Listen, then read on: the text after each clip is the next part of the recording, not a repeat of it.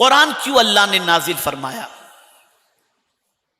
ہم نے یہ سمجھا ثواب کمانے کے لیے اور ثواب پہنچانے کے لیے. زندہ ہو تو پڑھ کر ثواب جمع کر لو، اور کوئی مر جائے تو پڑھ کر ثواب پہنچا دو، بس اسی لیے قرآن. لیکن حضور فرماتے ہیں صلی اللہ علیہ وسلم کہ اس قرآن کے ذریعے حضور کیا کرتے ہیں؟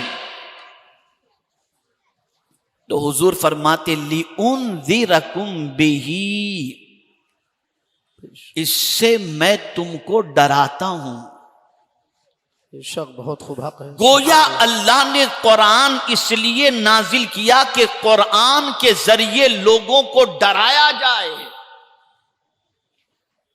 اب قرآن کے ذریعے ڈرانے سے کیا مطلب، اسے بھی تھوڑا سمجھو. تو میرے پیارے آقا صلی اللہ تعالی علیہ وسلم کے پیارے دیوانوں، قرآن کے ذریعے ڈرانے سے مطلب یہ ہے، اس کو پہلے ایک مثال کے ذریعے سمجھاؤں تو بات سمجھ میں آ جائے گی کہ آدمی خبریں سنتا ہے اور کسی نیوز چینل کے بارے میں کہتا ہے کہ اس کی خبر سچی ہوتی ہے، اس کی خبر اوتھینٹک ہوتی ہے. اس طرح سے آدمی اخبار پڑھتا ہے، ٹی وی پر نیوز دیکھتا ہے، سوشل میڈیا پہ نیوز دیکھتا ہے اور ان خبروں پر بھروسہ کر لیتا ہے. مثال کے طور پر اگر یہ خبر کسی کے کان تک پہنچائی جائے کہ کل طوفان آنے والا ہے تو آدمی ڈر جائے گا. کل اگر کہا جائے کہ زلزلہ آنے والا ہے، حالانکہ کوئی نہیں بتا سکتا کہ کل زلزلہ آئے گا یا نہیں آئے گا، لیکن بالفرض کہیں سے کوئی خبر آ گئی، جیسا کہ ابھی کچھ سالوں پہلے خبر آئی تھی کہ ممبئی کے سمندر سے طوفان ٹکرانے والا ہے، تو آدمی الرٹ ہو گیا تھا، باہر نکلنے کے لیے ڈر رہا تھا. کبھی یہ اعلان ہو جائے کہ کل موسلادھار بارش ہوگی، لوگ باہر نہ نکلے، اسکول کی چھٹی کر دی جاتی ہے. پتہ چلا ہم اخبار کی خبریں پڑھ کر، الیکٹرانک میڈیا کی خبر پڑھ کر، سوشل میڈیا کی خبر پڑھ کر ڈر جاتے ہیں کہ کل یہ پرابلم آنے والا ہے. لیکن ایک بات اور بتا دوں کہ جب یہ خبریں آتی ہیں ہم ڈر کر تو بیٹھ جاتے ہیں، لیکن دوسرے دن معاملہ بالکل برعکس نکلتا ہے. نہ بارش ہوتی ہے، نہ موسلادھار بارش ہوتی ہے، نہ طوفان آتا ہے، نہ رفتار ہوتی ہے، کچھ بھی نہیں، سب ایسے ہی نارمل ہو جایا کرتا ہے.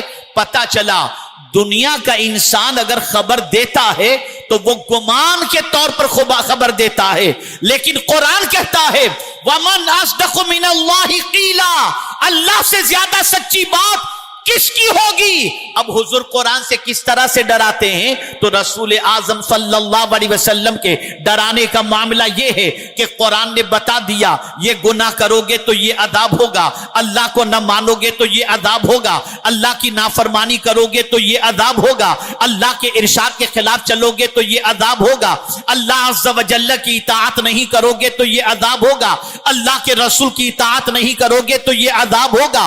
قرآن نے یہ جا بجا فرما دیا. لیکن میرے پیارے آقا صلی اللہ علیہ وسلم کے پیارے دیوانوں، جو لوگ قرآن پر ایمان رکھتے ہیں، جو قرآن کو اللہ کی کتاب مانتے ہیں، جن کا قرآن پر پختہ یقین ہے، جب وہ قرآن کی آیتوں کو سنتے ہیں، آیت عذاب سنتے ہیں، آیت عتاب سنتے ہیں، تو لرز جاتے ہیں، کانپ جاتے ہیں. جیسا کہ میں آپ کو بتاؤں میرے پیارے آقا صلی اللہ علیہ وسلم کے پیارے دیوانوں، سیدنا فاروق اعظم رضی اللہ المولا تبارک و تعالی عنہ مدینے کی گلی سے گزر رہے تھے. رات کے سناٹے کے اندر کسی گھر سے قرآن کی تلاوت کی آواز آئی اور پڑھنے والا کوئی پڑھ رہا تھا اور یہ پڑھ رہا تھا ان عذاب ربک لواقع، بے شک تیرے رب کا عذاب قائم ہونے والا ہے. یہ آواز قرآن کی، یہ آیت کریمہ کی آواز جب حضرت فاروق اعظم کے کانوں سے ٹکرائی، راہ چلتے ہوئے گر گئے، بے ہوش ہو گئے. لوگ اٹھا کر حضرت فاروق اعظم کو لے کر کے گئے اور ان کے گھر تک پہنچائے. پتہ چلا قرآن کی ڈر والی آیت، عذاب کی آیت کو سن کر فاروق اعظم لرز جاتے ہیں. لیکن اے مسلمانوں، میں تم سے پوچھنا چاہتا ہوں، ہمارے یہ علماء، ہمارے یہ حفاظ पढ़ पढ़ कर तुम्हें कुरान की आयतें बताते हैं, देखो गुनाह करोगे तो ये अजाब होगा, जहन्नम का अजाब इतना सख्त तरीन है, झूठ का अजाब इतना सख्त तरीन है, खयानत का अजाब इतना सख्त तरीन है, गुनाहों का अजाब इतना सख्त तरीन है, निगाहों की आवारगी का अजाब इतना सख्त तरीन है। मुसलमानों, तुम्हारा ज़मीर कितना मुर्दा हो गया कि तुम अखबार की खबरों से तो डर जाते हो, कुरान की आयतों से डरने के लिए तैयार नहीं हो। बेशक बेशक, सुभान अल्लाह सुभान अल्लाह। लेकिन हुजूर सल्लल्लाहु अलैहि वसल्लम कुरान के जरिए लोगों को डरा रहे हैं।